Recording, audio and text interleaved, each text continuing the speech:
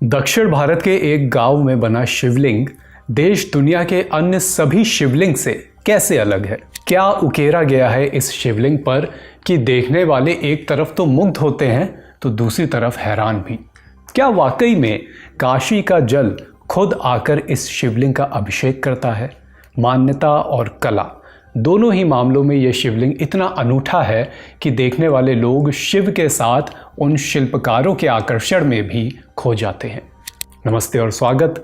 अभिषेक नाम है मेरा और तारीख में आज कहानी भारत के सबसे प्राचीन शिव मंदिरों में से एक गुडिमल्लम के परशुरामेश्वर मंदिर की। क्या है गुडिमल्लम लिंगम और परशुरामेश्वर मंदिर का इतिहास? इस शिवलिंग पर क्या बना है जो इसे इतना विशिष्ट बनाता है, और वो कौन सी मान्यताएं हैं जो लोगों का इस शिव मंदिर पर भरोसा और भी ज्यादा पुख्ता करती हैं। Brought to you by Sharda University, where the software engineer meets the cool UI UX designer. The world comes together at Sharda University. गुडिमल्लम गांव तिरुपति से करीब 20 किलोमीटर पहले चेन्नई नेशनल हाईवे पर स्वर्णमुखी नदी के किनारे बसा हुआ है। आज यहाँ चारों ओर खेत है, लेकिन कभी ये क्षेत्र घने जंगलों से ढका रहता था और इसी गांव में है दुनिया का सबसे लंबे समय से लगातार पूजा जाने वाला शिवलिंग। यहाँ ध्यान देने योग्य बात यह है कि हम सबसे प्राचीन शिवलिंग नहीं कह रहे हैं, हम कह रहे हैं सबसे लंबे समय से पूजा जा रहा शिवलिंग। प्राचीन शिवलिंग तो संभवतः और भी हो सकते हैं, लेकिन गुडिमल्लम गांव का ये शिवलिंग सबसे पहले से पूजा जाने वाला शिवलिंग है और अभी तक पूजा जा रहा है। माना जा सकता है कि चोल के समय या इससे भी पहले से इसकी पूजा हो रही हो। इस शिवलिंग के रखरखाव का काम अभी भारतीय पुरातत्व सर्वेक्षण यानी कि ASI देख रहा है 1954 से। गुडिमल्लम कितना प्राचीन है ये जानने के लिए हमें नज़र डालनी चाहिए पुरातत्व विभाग द्वारा प्रकाशित एपिग्राफिका इंडिका के खंड 17 पर, जहां बाना राजा विक्रमादित्य द्वितीय की गुडिमल्लम तांबे की प्लेटों का जिक्र है। इन प्लेटों में संस्कृत और तमिल दोनों में लिखा गया है। लेखों से ये पता चलता है कि बाना राजा नंदीवर्मन ने परशुरामेश्वर मंदिर के देवता से वरदान पाने के लिए विप्रपीठा गांव ब्राह्मणों को दान में दे दिया था। विप्रपीठा ही आज का गुडिमल्लम है। गुडिमल्लम में स्थित लिंगम की खोज 1913 में ASI के आर्कियोलॉजिस्ट TA गोपीनाथ राव ने की थी। 1973 में आर्कियोलॉजिस्ट कार्तिकेय शर्मा ने इस जगह खुदाई के काम को थोड़ा आगे बढ़ाया तो दूसरी तीसरी सदी के काले और लाल रंग के मिट्टी के बर्तन और बड़ी ईंटें यहाँ से मिली, जिससे विद्वानों ने इसे सातवाहन काल से भी जोड़ा। गुडिमल्लम के परशुरामेश्वर मंदिर में स्थित शिवलिंग मंदिर की मौजूदा इमारत से कम 1000 से 1300 साल पहले का है, यानी ये शिवलिंग आज से लगभग 2300 साल पहले बना था, जबकि मंदिर की मौजूदा इमारत बाद के समय में बनवाई गई है। इस मंदिर के निर्माण काल के बारे में विद्वानों की अलग अलग राय हैं, क्योंकि इस मंदिर का बार बार पुनर्निर्माण और विस्तार तमाम अलग अलग राजवंशों ने कराया है, जैसे कि सातवाहन, बाना, पल्लव, चोल या फिर विजयनगर। आमतौर पर यह माना जाता है कि मंदिर की वर्तमान संरचना मुख्य रूप से चोल और विजयनगर शासकों के काल में यानी लगभग 1000 से 1550 ईस्वी के बीच की है। इसका मतलब है कि मंदिर की मुख्य इमारत शिवलिंग बनने के करीब 1000 साल बाद बनी थी, जिससे अंदाज़ा लगाया जा सकता है कि शिवलिंग को पहले खुले स्थान में एक आयताकार पत्थर के घेरे के भीतर रखा गया होगा, जो वहाँ अब भी देखने को मिलता है।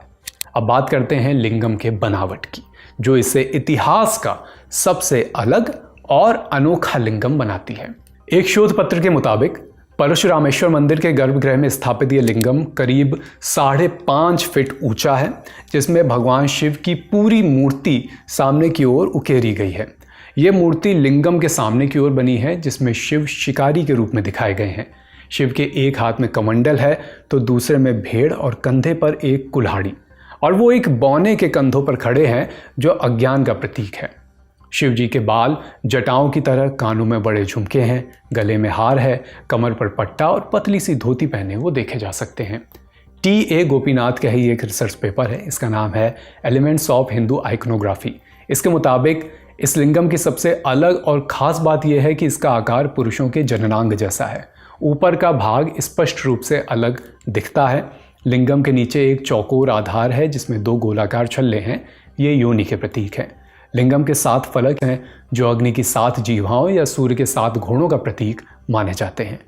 इतिहासकारों की माने तो इस मंदिर का सिंधु घाटी सभ्यता से भी एक बड़ा कनेक्शन है। इस लिंगम और मंदिर की बनावट में सिंधु घाटी सभ्यता के तमाम चिन्ह मिलते हैं, जैसे कि केसर का फूल हो गया, हाथी, भेड़, ड्रम, गहनों में ऑक्स हाइड इन गोट, जिसका इस्तेमाल पुराने समय के व्यापार के लिए किया जाता था। उसी शोध पत्र में बताया गया है कि लिंगम में लोहारों के काम से जुड़े प्रतीक भी उकेरे गए हैं। ऋग्वेद में भरतम जन्म यानी कि धातु को ढालने वाले कारीगरों के जन्म का उल्लेख है, जिससे ये माना जाता है कि यहाँ के मूर्तिकार धातु ढालने वाले थे, जिन्हें अंग्रेजी में मेटलर्जिस्ट कहा जाता है। गुडिमल्लम लिंगम को पाशुपत संप्रदाय से भी जोड़ा जाता है। पाशुपत संप्रदाय शिव की प्राचीन उपासना पद्धति है, जिसमें शिव को पशुपति यानी सभी जीवों के स्वामी के रूप में पूजा जाता है। शोधकर्ता टी.ए. गोपीनाथ राव, जिनका हमने अभी जिक्र करा, उनके मुताबिक बिहटा लिंगम जो कि बिहार में है और गुडिमल्लम लिंगम शैव संप्रदायों की प्राचीनता और इनके मूर्ति कला के प्रमाण हैं। वो लिखते हैं कि गुडिमल्लम लिंगम भारत का दूसरा सबसे प्राचीन लिंगम है और इसकी बनावट लिंग पूजा के इतिहास को समझने के लिए बहुत महत्वपूर्ण है।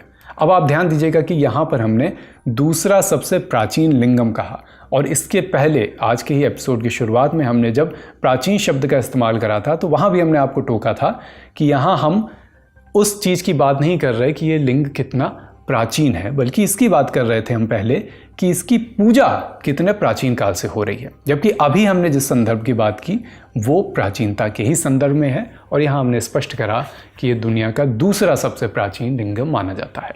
खैर, बातों को आगे बढ़ाते हैं। मंदिर की वास्तुकला को देखें तो मंदिर का गर्भगृह गज पृष्ठ आकार का है, मतलब हाथी के पीठ जैसा, और गर्भगृह का फर्श मुख्य प्रवेश द्वार के काफ़ी नीचे है। गर्भगृह के बाहर की दीवारों में गणेश, विष्णु और ब्रह्मा की मूर्तियां हैं। मंदिर का मुख्य द्वार पश्चिम दिशा में है, जिससे प्रांगण में प्रवेश होता है। प्रांगण में देवी पार्वती, कार्तिकेय और सूर्यदेव के छोटे मंदिर भी हैं। जब इतिहास और आस्था का मिलन होता है तो जन्म लेती हैं अनेकों कथाएं, कहानियां और किंवदंतियां। परशुरामेश्वर मंदिर से जुड़ी सबसे प्रसिद्ध मान्यता है भगवान परशुराम की। अलग अलग मीडिया रिपोर्ट्स और पौराणिक कथाओं के हिसाब से एक बार परशुराम ने अपने पिता के कहने पर अपनी मां का वध कर दिया। मातृवध की गिलानी में चूर इस जघन्य पाप से मुक्ति के लिए परशुराम ने यहाँ शिव की तपस्या की। मान्यता है कि उन्होंने एक तालाब खुदवाया जिसमें रोज़ एक दिव्य फूल खिलता था, जिसे वे शिव को अर्पित करते। उन्होंने एक यक्ष चित्रसेन को फूल की रक्षा के लिए नियुक्त किया था, लेकिन एक दिन परशुराम पूजा के लिए ज़रा देर से पहुँचे। इसी दौरान चित्रसेन से शिव भक्ति में खुद ही वो दिव्य फूल चढ़ा दिया। इससे क्रोधित होकर परशुराम ने चित्रसेन पर प्रहार किया। तत्पश्चात छिड़ा परशुराम और चित्रसेन के बीच एक घमासान युद्ध और अंततः भगवान शिव ने हस्तक्षेप किया और दोनों को लिंगम में समाहित कर लिया। कथाओं के अनुसार यह अद्वितीय शिवलिंगम ब्रह्मा को यक्ष रूप में, विष्णु को परशुराम के रूप में और शिव को पुरुष लिंगाकारम में दर्शाता है। इन कथाओं से इतर मंदिर से जुड़ी एक रहस्यमय घटना भी लोगों में बहुत प्रचलित है। ऐसा कहा जाता है कि हर 60 साल में एक बार मंदिर का मुख्य कक्ष अचानक पानी से लबालब भर जाता है। ये पानी कुछ ही मिनटों तक रहता है और फिर गायब हो जाता है। पिछली बार ये घटना 4 दिसंबर 2005 को हुई मानी जाती है और कथित तौर पर मंदिर के मुख्य पुजारी ने इसे अपनी डायरी में भी नोट किया था। स्थानीय लोग मानते हैं कि यह काशी से आया हुआ जल होता है जो शिवलिंग का अभिषेक करने के लिए स्वयं आता है।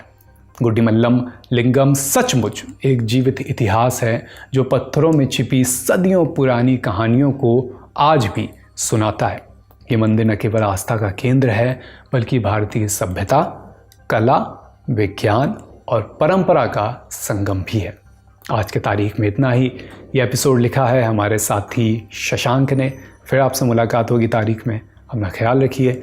लल्लन टॉप देखते रहिए। शुक्रिया।